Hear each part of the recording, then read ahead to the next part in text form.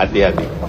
Saya hanya ngomong hati-hati, janjiannya masih berlaku. Hati-hati, kamu hati-hati. Saya ikuti kamu.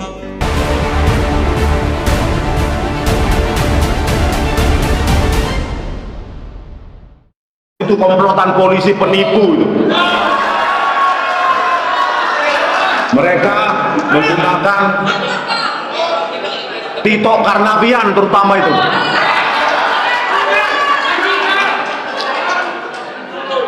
Dialah jenderal, maaf ya Pak Jenderal, jenderal polisi pengkhianat. Harus saya sudah adukan lewat pengaduan masyarakat 6 kali, tetapi selalu diabaikan oleh Jenderal Listio Sigit Prabowo. Ya. Jadi Pak Listio ini memang Kapolri yang banci dan pengecut. Lalu dia mengaku sebagai ahli telematika. Ahli telematika. Pengakuan dia sendiri. Begitu juga Rismon yang katanya kuliah di Jepang. Universitas Jepang itu sendiri yang membantah. Kami tidak pernah mengeluarkan ijazah seperti yang ditunjukkan oleh saudara Rismon. Harus itukah yang kita percaya? Institusi negara kita abaikan, lalu orang-orang yang berkowar ini yang tidak jelas ini, apakah ini pesanan atau settingan atau apa? Lalu itu yang kita percaya. Akal sehat kita di mana? Ini bangsa besar loh. Indonesia ini bangsa besar. Kata Pak apa tadi itu 287 juta, dan kita cukup diperhitungkan di dunia ini. Jadi saya melihat begini, kasus ini sebetulnya adalah kasus remeh-temeh, betul apa yang dikatakan. Kalau saya melihat ini adalah kasus murahan dan kampungan menurut saya. Tapi di sini ada banyak permainan. Siapa yang bermain di sini? Inilah ada ormas-ormas ilegal. Apa itu ormas ilegal? Hari ini HTI dan FPI adalah ormas ilegal di Indonesia ini. Mereka ini yang bermain. Ada kepentingan asing yang bermain di sini. Siapa itu?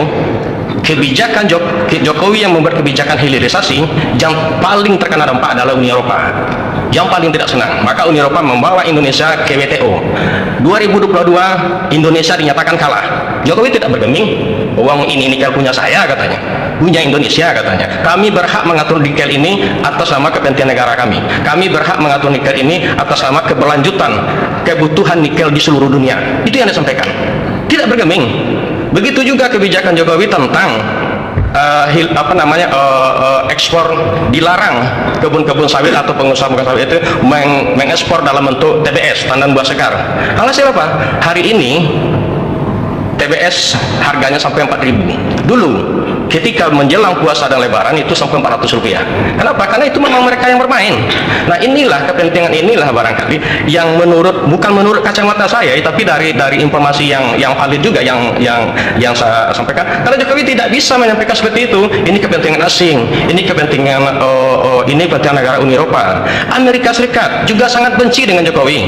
Kenapa? Karena saham Indonesia yang hanya 8% di Freeport sekarang sudah jadi 51%, bahkan 55% mayoritas. Di samping itu juga dilakukan hilirisasi, dibuat oleh Indonesia smelter di Gresik, Jawa Timur. Emas ini begitu diambil di Freeport di Papua, dibawa dulu di Gresik, dimurnikan dulu, diketahui dulu berapa emasnya. Setidaknya poinnya ini ada intervensi asing, permainan asing yang sengaja mengobok-obok bangsa ini. Diikuti oleh media-media lokal ya, dan orang-orang itu dimodali, dikasih tahu, dan kita mencurigai, kalau kami mencurigai ini memang Rasulullah ini adalah orang yang tidak benar. Ketika dia jadi menteri aja menyanyikan lagu Indonesia Raya saja tidak hafal, Pancasila yang hanya 5 sila aja tidak hafal. Lalu itu yang kita percaya. Aduh, saya sudah kehilangan akal sehat seperti itu. Kalau mau hal seperti ini yang kita percaya, dengan mengaku Dr. Rismon yang katanya kuliah di Jepang, Rosuryo yang kuliahnya loncat-loncat dari komunikasi ke Kesmas, dan sekarang entah apa lagi. Lalu itu yang kita percaya. Jadi ya sudahlah. Ini kayak kalau saya melihat sebenarnya memang telematika bukan Kesmas. Apa ya? S3-nya belum selesai. Telematika. S2-nya Kesmas. Udah dokter dia? Iya, itu silakan aja. S3-nya. Kalau S2-nya kalau belum dokter, kemasan juga dia. Kemasan juga. Justru mereka berdua inilah dia yang ditambah sama dokter yang perempuan itu atau lagi. Ini yang patut kita curigai. Jadi kalau saya melihat seperti ini ya Bung Nasir, cobalah kita anggap sasaran Jokowi dan Gibran ini adalah, kalau saya melihat ini adalah sebagai sasaran antara. Orang-orang pembenci Jokowi ini berusaha membenturkan Prabowo dengan Jokowi. Saya menyatakan itu tidak akan pernah terjadi. Kenapa? Pertama, Prabowo adalah berlatar militer. Dia menunjukkan kesetiaannya kepada negara ini sudah puluhan tahun, dan dia juga bukan orang sembarangan, anak Sumitro. Saya sebenarnya kasihan lihat orang ini, ya. Hari ini ngomong apa, kemarin ngomong apa, ya. Saya kemarin, ya, mereka ini kayaknya nggak koordinasi atau bagaimana. Kemarin nuntut Barreskrim, kita tunggu hasilnya, ya, lab krimnya bagaimana, harus begini. Sekarang keluar hasil, dia ngomongnya selangit lagi, tahap apa gitu kan. Sebelumnya juga saya udah ngomong, nantang, laporin, ya. Nanti kamu dilaporin kriminalisasi, ngomongnya bener, ya, ngomonglah kemana-mana, ini kriminalisasi, lapor Komnas HAM. Aduh, jadi sebelumnya masyarakat muak. Kalau tadi katanya publik gak percaya, itu ada survei, ya, survei 89% ini itu percaya ada motif politik, 76% percaya ijazah Jokowi asli. Assalamualaikum warahmatullahi wabarakatuh. Pemirsa di seluruh Indonesia, bertemu kembali dengan saya Irma Suryani di Irma Suryani Bicara. Pemirsa, kali ini saya ingin mengomentari terkait dengan pernyataan, ya, dari Barreskrim Polri bahwa ijazah Pak Jokowi asli. Nah, apa kata saya? Orang-orang ini, oknum-oknum ini adalah oknum-oknum yang memaksakan kehendak. Ya, mereka adalah oknum yang tidak mentaati hukum. Mereka selalu memaksakan kehendak.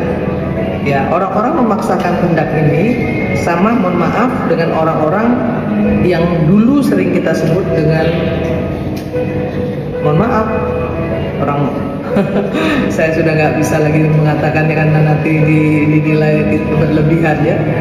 Apa namanya, adalah orang-orang yang pernah membantai jenderal-jenderal di tahun 1965 gitu, ya. Kenapa? Karena saya ingin menyampaikan nggak akan pernah selesai mereka ini terus-terusan melakukan pemaksaan kehendak. Mau berkuasa, mereka memaksakan kehendak, ya kan, dengan terus-terusan mengopinikan, menggiring opini, ya, melakukan apapun, hoax, fitnah dan sebagainya kepada pemerintah yang sah. Begitu juga terkait dengan ijazah Pak Jokowi, tidak akan berhenti sampai di sini. Penjarakan itu satu-satunya jalan agar mereka kapok, ya, oknum-oknum yang jahat seperti ini, ya, yang tidak mentaati aturan, yang melecehkan Indonesia sebagai negara berdaulat, meminta, ya, yang memeriksa ijazah Jokowi adalah lab forensik di Singapura agar clear dan lain sebagainya. Mikir nggak sih gitu, ya, kalau Indonesia ini negara yang berdaulat gitu, ya, kalau pengen seperti itu Anda pindah aja ke Singapura gitu, jadi warga negara Singapura. Indonesia adalah negara berdaulat, nggak boleh diutak-atik oleh bangsa lain atau negara lain. Mikir pakai otak gitu, ya. Saya terus terang aja merasa geli sekaligus jijik dengan orang-orang seperti ini. Mereka seolah-olah merasa paling benar, paling bersih, paling hebat, ya, dan seolah-olah paling Indonesia, paling ingin membersihkan Indonesia, paling ingin berjasa kepada Indonesia. Berjasa lewat apa, bos? Ya, kemudian ingin Indonesia ini lebih baik seperti apa? Kalau kerjaan Anda hanya selalu, ya, melontarkan ujaran kebencian, fitnah, hoax dan lain sebagainya. Coba berpikir baik-baik, coba bersihkan hati, ya.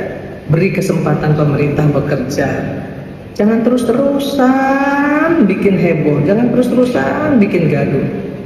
Sudah tahu kondisi ekonomi dunia sedang tidak baik-baik saja. Bukannya ikut, ya, memberikan diskursus positif kepada publik, ya, membantu pemerintah, membantu masyarakat dengan caranya sendiri, misalnya tapi terus-terusan mengadu domba rakyat dengan rakyat dan rakyat dengan pemerintah. Oknum-oknum seperti ini patut dipenjara dan harus dipenjara. Jangan biarkan panci mana panci ya bicara soal moral. Nah, soal panci aja nggak punya moral, bagaimana mau bicara yang lebih besar lagi? Itu yang ingin saya sampaikan pemirsa. Salam keindonesiaan. Saya juga melihat, lu apa perannya Bu Mega ngomong seperti itu, ya kan? Kan sebetulnya konteks untuk memperlihatkan ijazah Pak Jokowi itu sudah dilakukan kok. Ya, 5 kali dilakukan di KPU, di lembaga institusi negara, ya harus sudah clear kan. Nah, apalagi tadi parameternya PDI ada di situ. Jadi kayaknya nggak elegan gitu kan. Mentang-mentang sekarang Pak Jokowi udah nggak di situ. Saya bukan membelai Pak Jokowi dalam konteks ini. Saya cuma menyayangkan sebagai seorang negarawan harusnya nggak pantas seperti itu. Kalau ditanyakan tunjukkan saja, kan sudah ditunjukkan. Harusnya kan itu parameter berpikir kita sekarang ini gitu kan. Kalau disuruh tunjukkan lagi, loh, udah gitu pakai ini lagi Pak, tunjukkan aja kalau memang benar ya punya gitu. Jadi kesannya dia kayak nggak pernah tahu gitu kan. Kan ada kadernya di situ gitu kan. Ya nggak mungkin lah kalau seandainya misalnya pada waktu itu ditemukan ada kejanggalan, kader yang yang memilih pencalonan Pak Jokowi baik di wali kota, di gubernur, menjadi presiden ya sebagai calon presiden, nggak mungkin nggak tahu, itu impossible. Nah ini dia kenapa si Roy Suryo si Panci itu ya melapor ke Komnas HAM. Kenapa? Karena dia tahu dia salah ya, karena dia tahu dia salah nih ya. Bareskrim bilang bahwa ijazah Pak Jokowi asli. Nah kalau sampai ke penegak hukum bilang asli, kira-kira masih si Suryo Panci itu masih mau ngomong nggak dia? Ya, kira-kira dia ngomong apa kira-kira nanti di podcast Aiman dan lain sebagainya. Kira-kira oh ya ini peneliti forensik dan segala macam, mampus kau ya kan. Kita kawal dia sampai masuk penjara teman-teman ya. Oke, sekarang Pak Jokowi sedang berperkara dengan dia di Polda ya, di mana ini bukan soal ijazah palsu tetapi mengenai pencemaran nama baik ya, dan adanya itu adalah pasal berlapis teman-teman ya kan. Saya puas banget ya, orang ini orang aneh banget ya, dan kawan-kawannya tuh aneh banget sama kawan-kawannya gitu ya kan, dimana mereka ini selama ini keluar-keluar ijazah palsu nih. Sekarang ya mau ngomong apa dia ya, ijazah Pak Jokowi asli, mau ngomong apa dia, tinggal tunggu Polda menjemput mereka semua ya, Polda menjemput mereka semua ya, karena di situ Pak Jokowi deliknya adalah bukan soal ijazah palsu tetapi soal pencemaran nama baik ya, dan pasalnya itu adalah pasal berlapis teman-teman ya. Ya biarin aja, mampus kau ya kan. Oke, ini aku gerem banget sama orang ini loh ya, di cengengesan di media-media gitu ya kan. Aku jujur aja ya, makanya saya bilang kalau ada tai saya lempar itu di mukanya tuh ya teman-teman ya. Oke, udah tahu bangsa ini bukannya membantu bangsa ini lebih bagus gitu, ini nggak bikin ornar gitu ya kan, sama teman-temannya lagi banyak lagi pendukungnya, pada goblok semua pada pendukungnya tuh ya. Serius aku gerem banget loh ya sama orang-orang begini loh ya. Di TV mereka selalu bilang ijazah palsu ya kan gitu kan, lalu ditanya mana ijazah aslinya, dibilangnya ya udah tunjukin dong. Lah kamu yang bilang kau bilang ijazah palsu, tentu kalau kamu yang bilang ijazah palsu tentu kau tahu yang aslinya kan. Kok orang-orang beginian ya kan, aneh kan. Nah kita lihat, kita kawal ya teman-teman ya, coba viralkan video ini teman-teman, share ini ya, viralkan teman-teman ya, biar dia tahu sendiri, biar kapok sekali, biar kapok gitu ya kan. Dikiranya selama ini Pak Jokowi diam-diam aja, akhirnya kena batunya juga kan, mampus kau. Aku ingin menjawab pertanyaan publik sekalian. Jangan sampai sekarang dilaporkan ijazah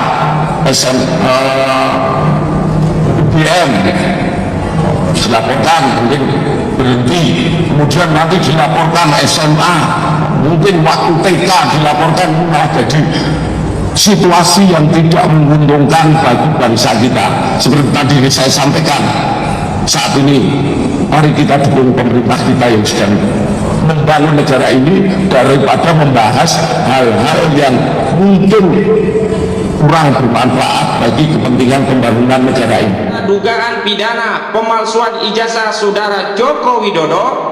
Topel jancuk, kurang ajar. Orang mana kamu topel? Coba kamu DM ke saya samperin kamu. Bikin gaduh aja kamu mulutnya itu ya. Mulut sudah busuk kayak tuh, jelek lagi kamu tuh bikin gaduh di republik ini.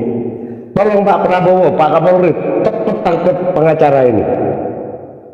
Ini bikin gaduh aja. Seandainya saya tahu orang ini dekat sama saya, Saya sobek-sobek mulutnya kamu sebagai celurit kamu. Cuk. Kamu tidak tahu kalau adab kamu. Memang kamu dilahirkan suruh menghujat sama orang tuanya ya. Kamu ini mentang-mentang orang ditantang semua. Ayo ketemu saya kamu. Sobek-sobek mulutnya itu pakai celurit. Cuk. Matanya ini bikin gaduh aja. Cepat Pak Kapolri, tangkap. Selamat pagi, Prof. Selamat pagi. Bagaimana pandangan Prof mengenai Roy Suryo yang mengadu Komnas HAM mengenai jasa Pak Jokowi?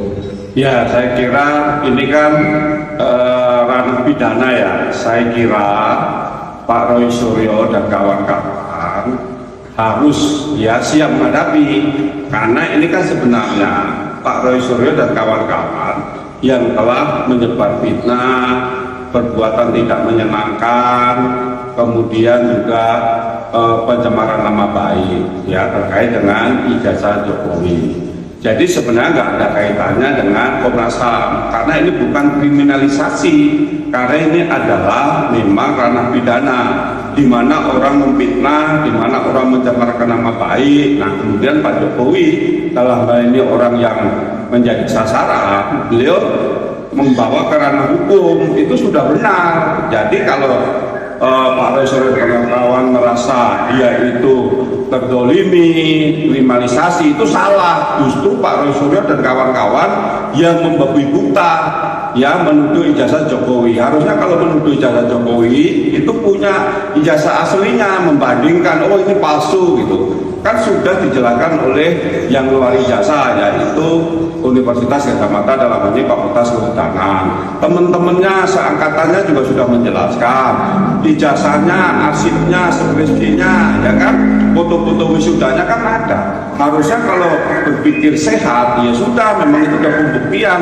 Tapi tetap terus menuduh Jokowi. Akhirnya Pak Jokowi yang namanya manusia biasa, nggak tahan harga dirinya diinjek-injek, ya dia melaporkan ke ranah hukum supaya clear. Nah, apalagi sekarang ijazah Jokowi sudah dinyatakan asli berdasarkan hasil lab dari Mabes Polri. Nah, siap-siap aja untuk dikenakan beberapa pasal, karena ini bisa perbuatan tidak menyenangkan, pencemaran nama baik, kemudian merusak harga diri, martabat, dan juga undang-undang ITE yang dilanggar. Karena Kami nggak terima. Bahkan tadi ini Mas Agri, izinkan saya untuk menyampaikan agak. Roy Suryo kan mengoyak bangsa ini, iya kan? Iya. Jadi menganggap dirinya itu paling baik, paling pinter. Sebenarnya Roy Suryo itu orang gila. Mungkin dia akan menanggapi nanti, mungkin akan menggugat saya. Roy Suryo gila. Kenapa? Segala narasinya, dengan persepsinya, dengan keangkuhannya, dan katakan egonya, merasa paling benar, paling pintar. Padahal sangat ironis manakala seorang Joko Widodo dibandingkan Roy Suryo. Ini ya bumi langit. Artinya apa? Yang disampaikan narasi ini sudah benar-benar membuat gaduh. Jadi kalau pasal-pasal ya saya berharap kepolisian Republik Indonesia juga punya dinamika fakta di masyarakat, Pak. Sangat-sangat dan sungguh-sungguh mengoyak dalam kita berbangsa dan bernegara. Betul sekali, setuju sekali Mas. Dan ini kok kayaknya apa ya, tidak berkesudahan gitu ya, dari mulai Pak Jokowi diem saja, kemudian Pak Jokowi mengirim sinyal-sinyal atau pesan-pesan atau simbol-simbol yang itu tuh harusnya menjadi peringatan, sampai Pak Jokowi melaporkan. Kok kayak nggak ada apa ya Mas ya, diperingatkan atau merasa diperingatkan atau menjadi kemudian berhenti gitu ya. Itu kan kalau orang waras. Roy Suryo itu ya gila. Kenapa saya katakan gila?